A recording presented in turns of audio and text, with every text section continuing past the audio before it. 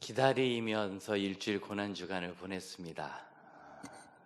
예수를 만나기를 기다리고 또 예수 함께 하면서 인생의 어떤 사건을 기다렸던 사람들, 예수를 기다린 사람들이 어떤 삶을 살았는지, 그리고 어떤 결과가 있었고 어떤 것이 참된 기다림인지 특별 기도회를 통해서 저희가 아침마다 기도하고 말씀 묵상하고 또 책자로도 묵상하고 그렇게 했죠. 기다리는 분들이 계속 있었는데 바르게 기다린 사람도 있고 틀리게 기다린 사람도 있습니다.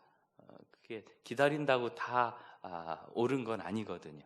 마리아는 참 내가 내키지 않은 일입니다. 천연대 임신을 할 거라는 얘기를 누가 좋아할 수 있겠어요? 더구나 이 아이가 성령으로 인하여서 하나님의 아들이 오시는 건데, 그런 특별한 하나님의 아들을 임신하는 일은 이게 정말 감당하기 어렵죠. 남의 일이니까 부럽다 그럴지 모르지만 거꾸로 나에게 생각한다면 부러워만 할 수 있는 일은 아닙니다. 그 무게감이. 그리고 그 아이는 나중에 어머니의 가슴을 찌르듯 하게 될 거라는, 가슴을 아프게 할 거라는.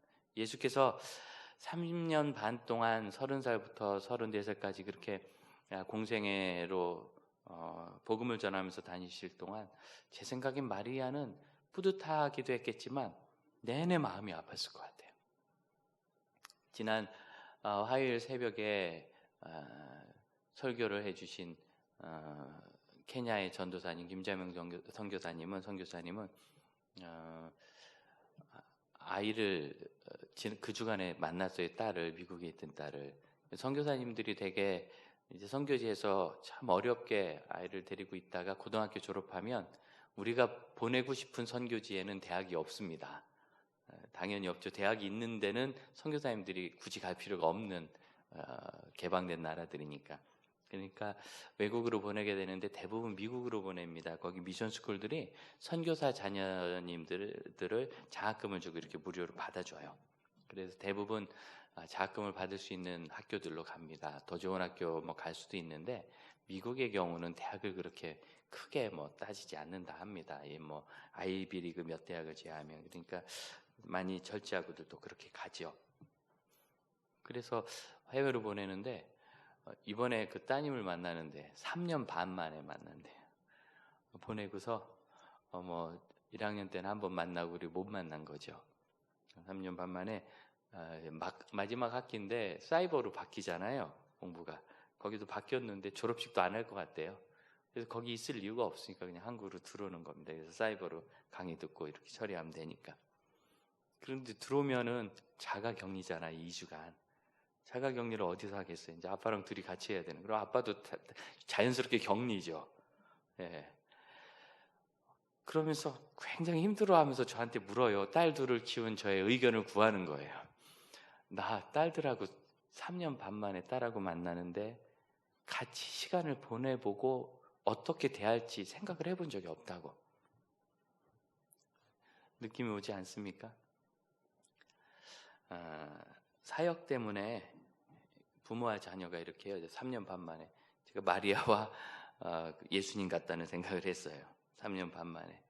내내 가슴 아픈 일이 있고 또 아쉽고, 그러다 마리아는 정말 성경의 예언대로 아들이 그냥 죽는 게 아니라 내 눈앞에서 못 박히고 창에 찔려 죽는 것을 눈앞에서 봅니다. 그 원하고 기다리는 어머니는 아마 없었을 거예요. 하지만 결국 부활하신 예수님을 만나며 마리아는 생애 정말 역사상 어느 여인도 갖지 못했을 기쁨과 자부심 그리고 감사함을 가졌을 겁니다. 그때까지는 정말 괴로웠겠지요. 가룟 유다 같은 경우는 예수님을 따르면서 뭘 기다렸느냐면 하나님 나라의 성취를 기다렸어요. 그런데 아마 가룟 유다가 생각한 하나님의 나라는 예수님께서 이루시는 나라와 달랐던 것 같아요. 하나님의 나라가 이루어지면 거기서 자기도 한 자리 하고 로마 쫓아내고 좀 떵떵거리면서 입신 출세할 줄 알았던 것 같아요. 근데 예수님의 하나님 나라는 다르거든요. 잘못 기다린 거예요. 그러니까 결국 예수님을 은삼십에 팝니다. 여러분, 은삼십 가격이 얼만큼이냐면 나사로의 동생 마리아가 예수님께 향유를 부었죠. 그 향유 가격이 300데나리온 이상이랬는데 300데나리온이 은 30입니다. 1년 연봉. 그러니까 그만큼이 필요했는 건지 뭔지, 아니면 그걸 협의했다고 얘기했다가 예수님한테 왜 그런 거 아니야, 가난한 사람은 너희가 도와주는 거고 내 장례를 준비한 거다. 장례를 준비했다 그러면은 이게 여상치 않거든요. 예, 저 시골에 있을 때 저희 할머니가 뭘 막 곱게 하더니 사진을 찍으셔서, 왜 사진을 찍으냐 했더니 이제 할머니 죽을 거 대비해서 미리 사진 찍어 놓는다. 저 너무 이상하더라고요. 예, 어른들은 그렇게 하시잖아요. 그리고 연고가 많지 않으신 분은 다른 사람에게 패기치고 싶지 않다고 자기 장례 지낼 돈 몇백만 원 통장에 꼭 넣어놓고 계시다. 없어도 그거 안 쓰시고.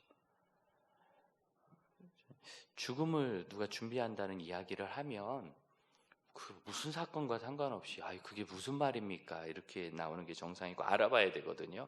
더구나 이제 곧 예수께서 십자가에 달리시기 6, 7일 전에 그 일이 있었던 건데, 그렇다면 예수님이 말씀하시지 않겠습니까?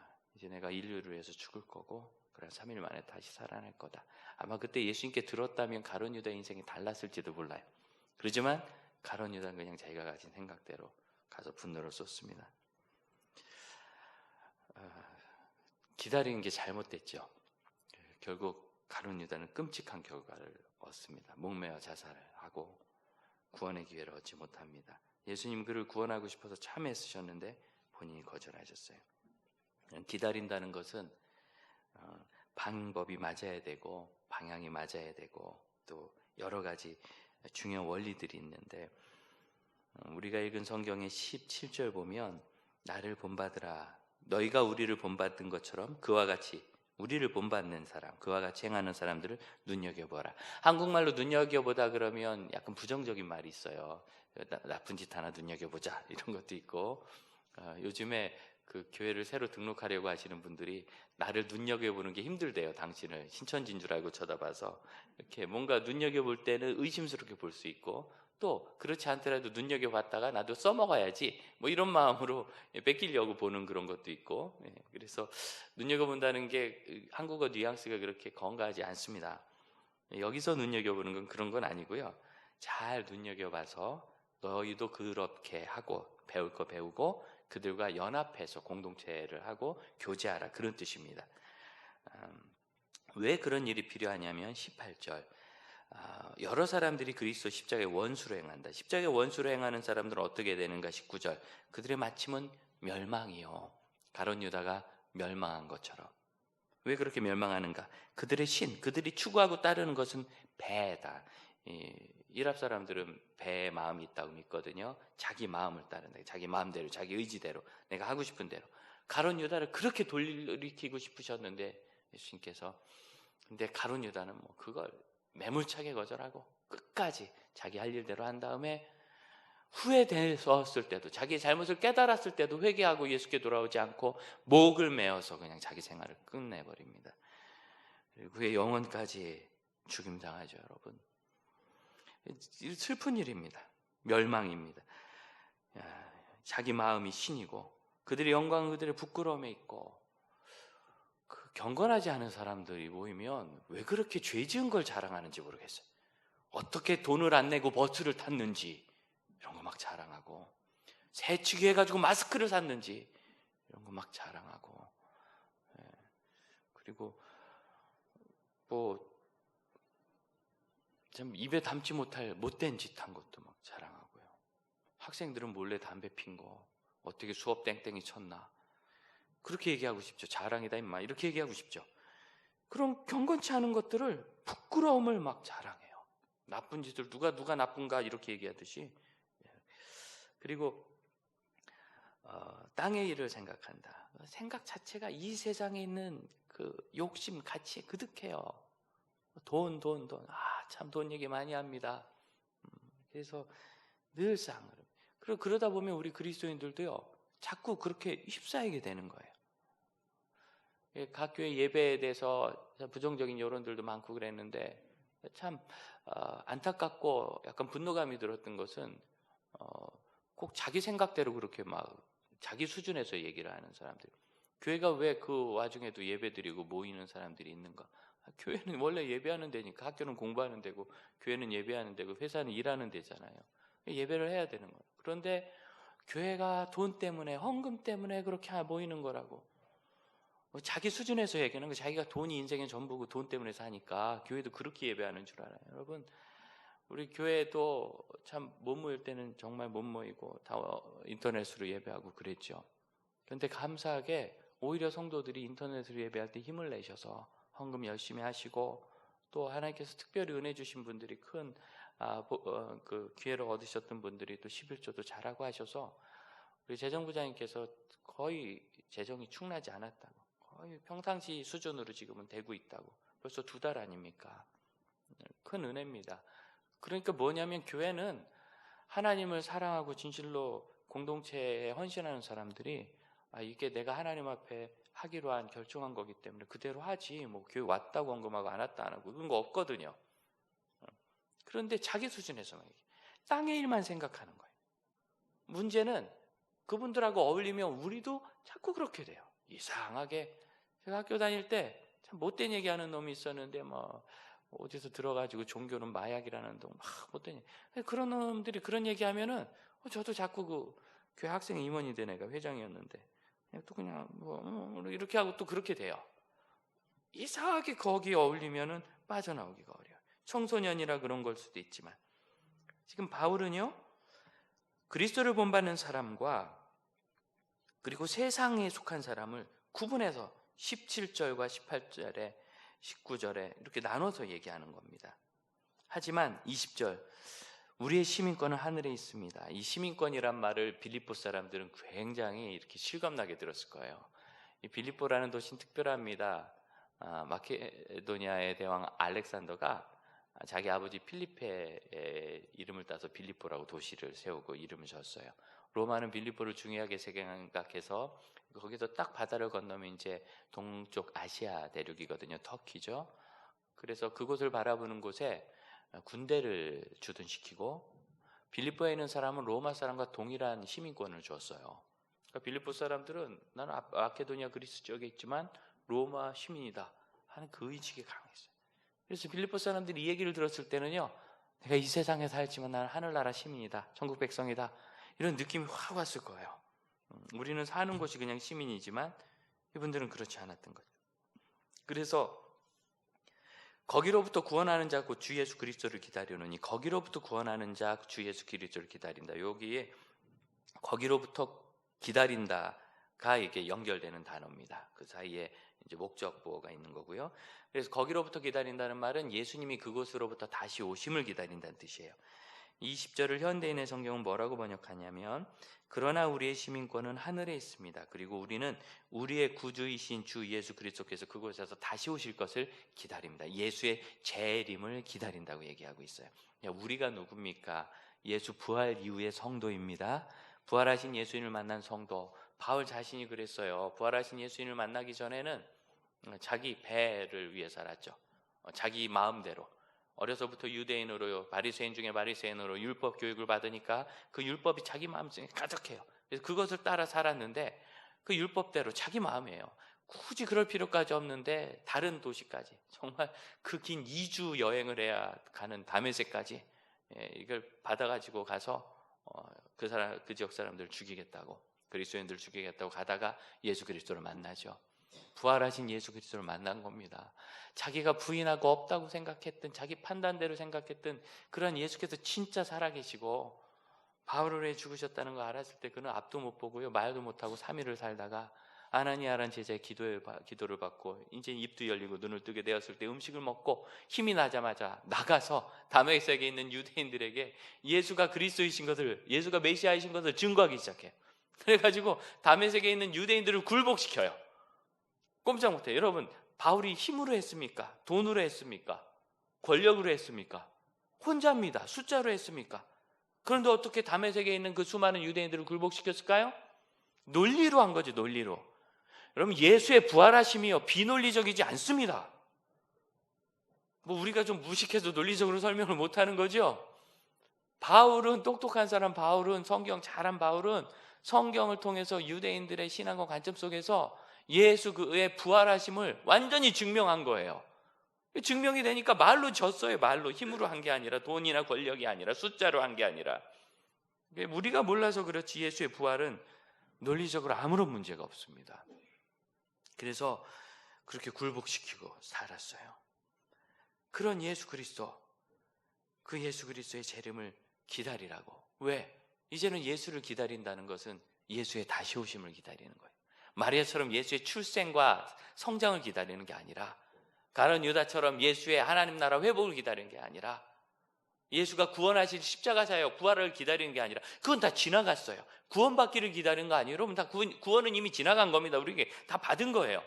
그럼 우리는 무엇을 기다리는가? 우리에게 앞으로 남은 것은 예수의 재림밖에 없습니다. 예수를 기다린다는 건 예수의 재림을 기다리는 거예요. 기다린다는 것을 히브리서 9장 28절은 뭐라고 얘기하느냐면, 예수님은 많은 사람의 죄를 담당하시려고 단번에 자신을 들이셨고 구원에 이르기를 자신의 죄와 상관없이, 왜? 죄는 예수님이 해결하셨으니까 그런 것을 바라는 사람들을 만나기 위해서 두 번째 나타나실 것이다. 두 번째 나타나신다. 재림이죠. 누구를? 그 구원의 예수를 바라는 분들을 위해서. 그래서 바란다는 단어, 아페크데코마이라는 단어인데, 이 단어가 이 히브리서 9장 28절의 단어와 이 빌립보서 3장 20절에 기다린다는 단어가 같아요. 근데 히브리서 9장에서는 바란다라고 번역하고 있어요. 기다린다는 단어는 크테코마이라는 단어가 기대한다는 뜻이거든요. 고대한다.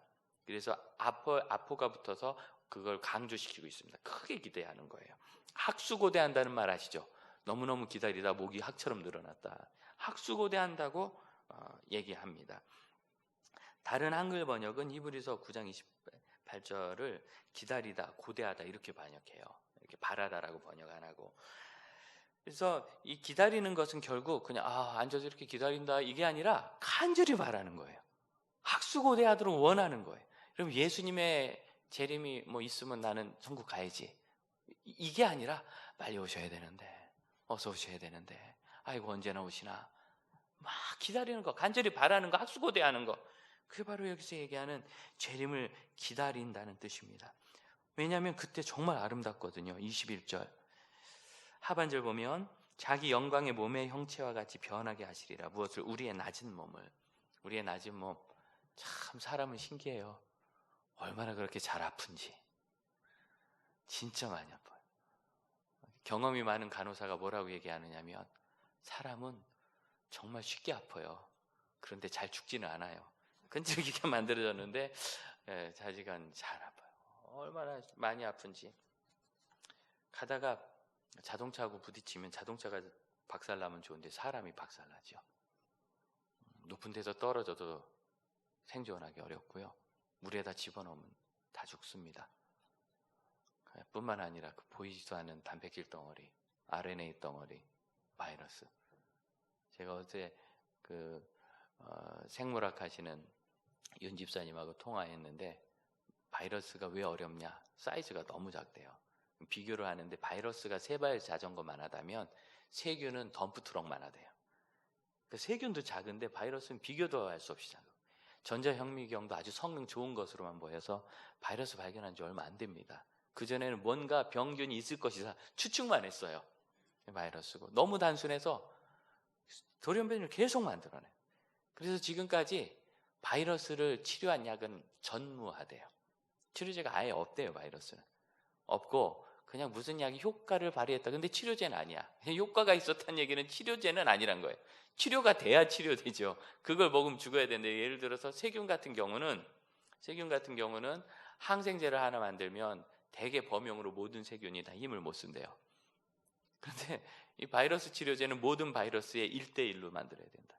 너무 단순해서 보이지도 않고. 참 얼마나 낮은 몸인지, 우리 몸이 레벨이 이렇게 낮습니다.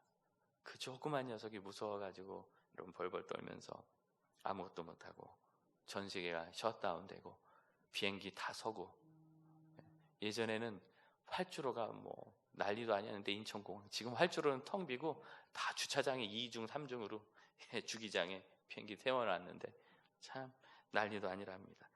그 대단한 것들이 꼼짝 못하고 있어요. 사람 참 낮죠. 그런데 이런 낮은 몸을 예수의 부활의 몸과 같이 영광의 몸으로 바꾸어 준대요. 여러분 그렇게 되기를 원합니다. 여러분 정말 아프시잖아요. 아픈 것도 있고 또 연약하고 이렇게 나이가 들면 힘이 없어지는지. 중학생들 데리고 할머니 할아버지 체험하기 했었어요. 별거 없더라고요. 눈에 뭐 색깔 있는 안경 씌우고 귀를 막아버려. 그 다음에 한 35kg쯤 되는 모래주머니를 채워요. 그리고 계단 올라가라 그랬더니 중학생들이 우들우들우들거리고 일단 가지를 못해. 앞이 안 보여서 뭐라고 얘기도 안 들려서 못 듣고. 그게 너희들 할아버지 할머니의 현재 상태다. 애들이 많이 울었어요. 이게 소감은 마지막에 쓰면서 교회 중등부 아이들 20명 임원들 뽑아서 시켰는데 많이 울었어요. 자기는 왜 할머니 할아버지가 그렇게 답답하게 하는지 몰랐대. 뭐 글씨 읽는데 보이나요? 아무것도 안 보여요. 이만하게 써야 좀 보이고. 몸이 그렇게 약해집니다. 참 수준이 낮습니다. 이거 100년도 못 가요. 고쳐서 쓰는데도 한계가 있고. 그러나 여러분 이 모든 것을 영광스럽게 바꿔주시는 일이 재림의 때에 있습니다. 믿으십니까? 이렇게 바꿔주는데 어렵게 산 노트북이 다 고장났는데 그거 AS 받는데 일주일이 걸린대요.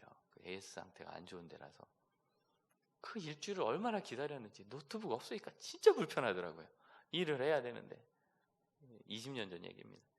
그 일주일을 기다리고 학수고대하고 갔더니 고장은 너무 단순한 거 10분 만에 고치는 건데 나쁜 놈들 일주일이나 걸렸어.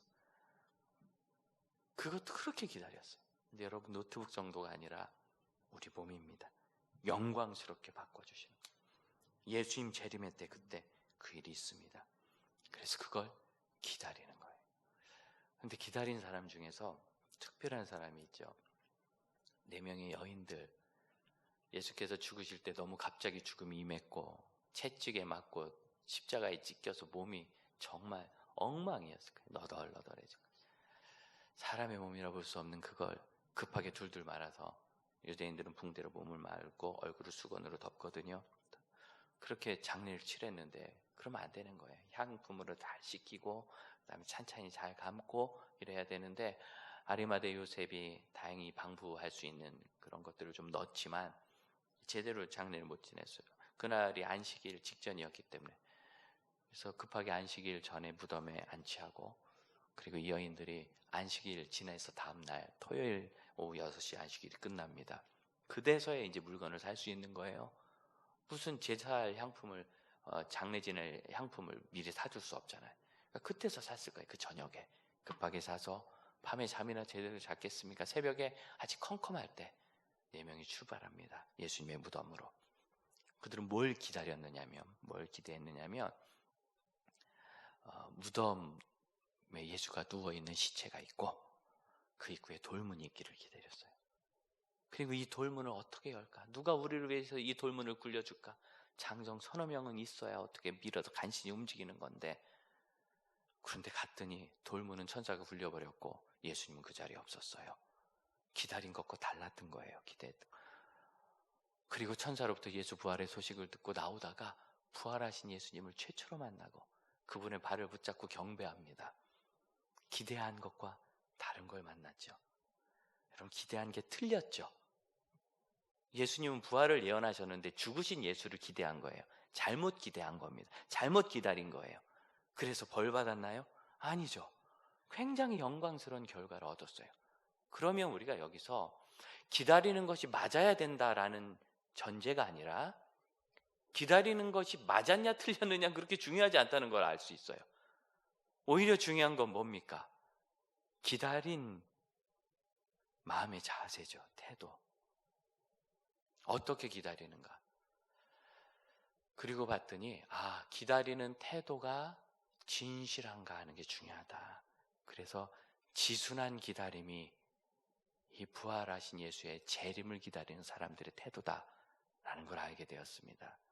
지순이란 단어 청소년 때 연애 소설 보면 나왔었거든요. 그 남자가 지순으로 그 여자를 사랑했다 뭐 이런 거. 그런 건 알았지. 저도 잘 모르는 단어인데 굳이 이걸 썼던 이유는 뭐냐. 이게 순결함이 이르다 이를 지자거든요. 순결함을 완성했다는 뜻이에요. 그래서 이르다는 이 단어가 과할 정도로 충분하다, 지극하다 그런 뜻이 있어요. 그래서 지극히 극단적으로 순결하다 뭐 그런 뜻입니다. 지순. 성경에 지순이란 말이 없어요. 굳이 지순이란 말을 썼는데 그 지순의 의미를 가진 단어가 여러 개 있습니다. 정결, 순결, 또 순수 이런 단어들은 다 성경에 나옵니다. 그 다음에 순전이란 단어가 많이 나오는데 이게 지순과 많이 닮았어요. 그런데 이런 여러 단어들이 두 가지 차이로 쓰인다는 걸 알았어요. 예를 들어서 순전이란 단어를 보면 구약 성경에 15번 나옵니다. 15번 중에 10번이 욥기에 나옵니다. 욥기에서 순전이란 단어 뭐 이런 식으로 나옵니다. 1장 1절 욥은 순전하고 정직했다. 1장 8절 여호와께서 사단에게 네가 내 종 욥을 봤느냐? 그처럼 순전한 사람이 없다. 그리고 나서 2장에서는 사단에게 너 욥 봤지? 네가 괜히 나를 충동해서 내가 욥에게 고난을 줬는데 욥은 그 순전함을 잃지 않았다. 걔가 평안해서 순전했던 것이 아니다. 근데 욥이 이렇게 고난당하는 걸 너무 싫어하면서 아내가 뭐라고 얘기하느냐면 당신이 아직도 여호와를 순전히 경외하느냐? 그 순전한 마음 버리고 여호와를 욕하고 죽어라. 그리고 도망가 버려. 욥기에 있는 10번의 순전이란 단어는 전부 다 욥의 성품에 대한 거예요. 이 성품이 뭡니까? 그가 여호와에 대해서 함부로 얘기하지 않고 자신의 죄가 있을까 하여 늘 회개하고 사람들을 돕고 겸손하고 하나님을 간절히 바라는 것. 욥은 27장 5절에 나는 죽기 전에 나의 순전함을 결단코 버리지 아니하리라. 이 순전함은요 어떤 그의 특성, 현재 상태를 얘기하는 게 아니라 그 추구하는 걸 바라봅니다. 그런데 순전이란 말이 다르게 쓰기도 해요. 순전한 기름. 그럼 순전한 기름은 기름이 순전해지기 위해서 뭐 불순물을 자기가 막 걷어내고 농도를 유지하고 온도를 유지하고 그런 게 아닙니다. 이 기름을 가져다가 일정한 곳에 담아서 제사를 지내고 일정하게 놓으면 며칠 뒤에 이게 순전해져요. 이 순전하다라는 말이 한편으로는 종교적인 순수함을 뜻하는 말이에요. 거룩함. 그래서 신약에 순전하다는 단어 중엔 거룩하다라는 단어, 그걸 순전하다로 번역한 게 많이 있어요. 제가 이 말씀을 왜 드리느냐면 그리스도인들이 순전함을 착각해요. 순수함을.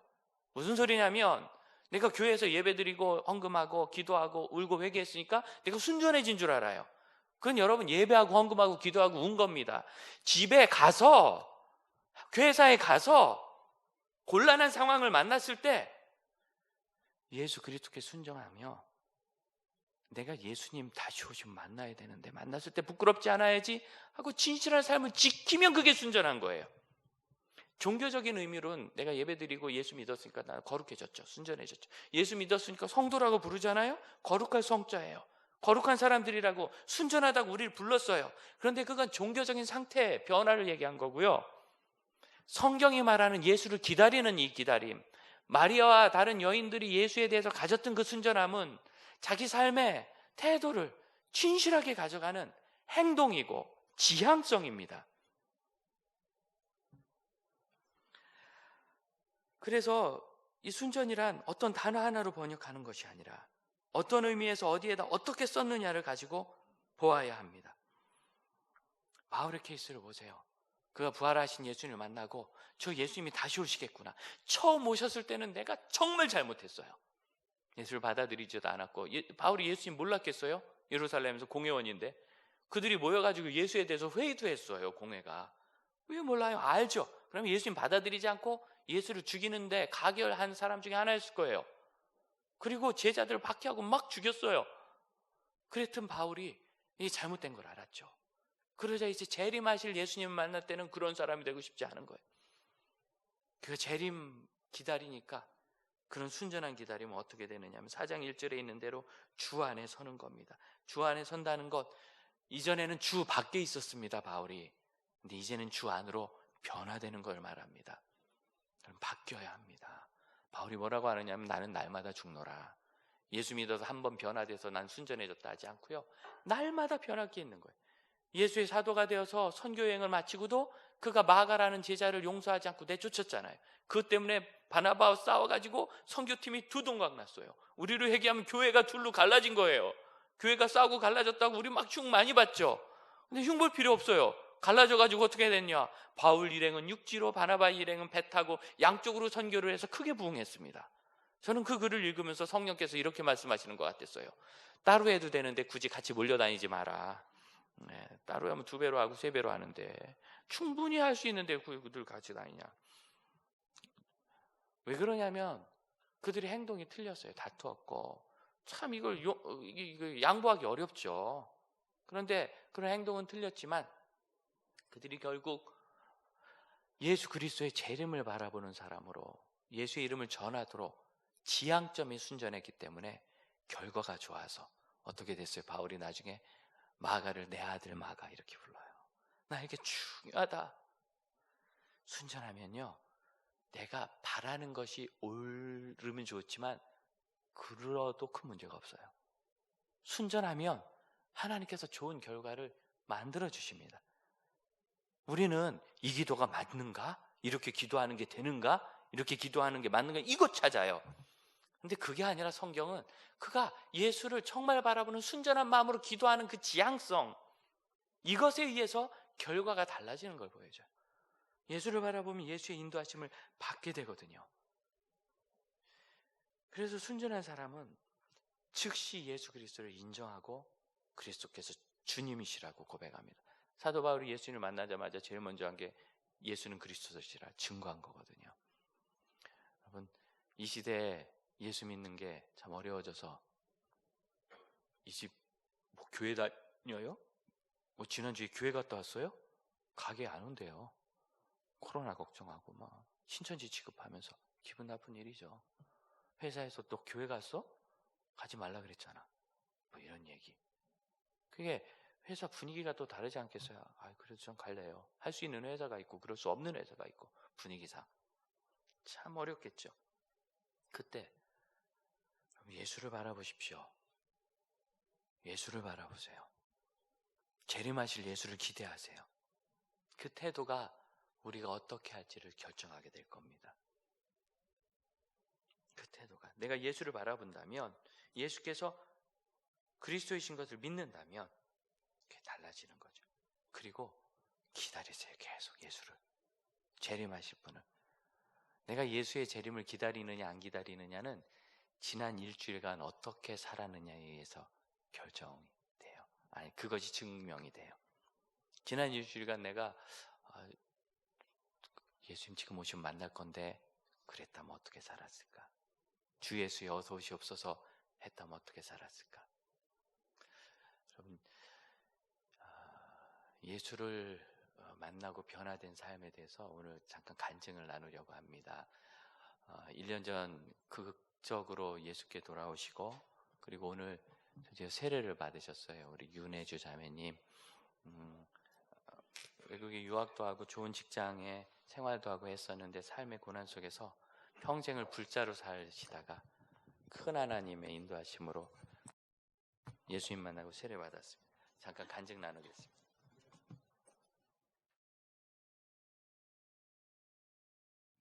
이렇게 하면 된다, 누가 알겠어요. 그런데 전도할 수 있는 명확한 길이 있는 게 아니라 예수 그리스도의 복음에 대한 증인이 되고자 하는 마음이 우리에게 있어야 합니다. 이건 같은 것 같지만 조금 다릅니다. 한국 교회가 전도할 때 제가 보기에는 그 전도가 아닌 게 많은데, 무슨 소리냐면 초점 어떻게 교회 좀 사람 숫자 늘릴까, 이거 가지고 전도해요. 근데 그게 아니라 영원히 예수 믿고 구원받는 것을 막 사랑해야 합니다. 거기에 대해서는 정확한 길과 효과적인 방법이 특별히 있지 않습니다. 하나님이 하셔야죠, 사람 구원한 일을. 그리고 우리가 오랫동안 기도한 것 중에 하나가 뭡니까? 사람 구원해야 되니까 여기서 예배를 잘 지킵시다. 좋은 예배, 좋은 예배가 뭐 뜨는 게 있겠어요. 진실하게 예배하고 말씀 열심히 전하고 잘 찬양하고 기도 성실하게 하고, 그러고 있으면 하나님께서 사랑하는 사람을 보내실까? 그런데 참 감사한 게 우리 교회 새가족들 대부분이, 심지어 이렇게 교회 처음 오시는 불교 신자까지도 자기가 오세요. 희한한 일이죠. 그럼 하나님을 앙망하십시오. 그게 순전한 기다림입니다. 다른 것들을 집어넣으려고 하지 말고 진실로 하나님을 바라십시다. 하나님을 바라는 지순한 기다림, 이제 우리가 해야 될 거예요. 여러분, 베드로가 잘못한 거 뭐라고 할 게 없어요. 베드로는 예수님 잘 몰랐잖아요. 바울이 그렇게 나쁜 짓 한 거 뭐라고 할 게 없어요. 바울은 그냥 자기가 배운 대로 한 거예요. 자기 생각대로. 그런데 여러분, 우리는 예수님이 어떤 분인지 다 압니다. 무슨 일을 하셨는지 다 알고, 성도의 삶이 어떻고 성도의 끝이 어떤지 성경에 기록된 대로 다 알아요. 성경에 그렇게 다 기록하고 계십니다. 그러면 우리는 훨씬 더 나은 기간을 사는 거예요. 훨씬 더. 그래서 정말 예수를 전적으로 바라보고 기다리는 것, 예수의 다시 오실 것을 기다리는 것이 아무런 문제가 안 됩니다. 이걸 의무감으로 하지 마시고 부활의 예수를 만나세요. 예수님 다시 살아서 나를 아름답게 변화시킬 예수님을 만나세요. 이렇게 낮은 몸을 예수님처럼 영광스럽게 변화시킬 예수님을 만나십시다. 그러면 그 다음부터 기다림의 급이 달라지는 거예요. 진실함이 생기고 치순함이 생기죠. 이제 함께 기도하기를 원합니다.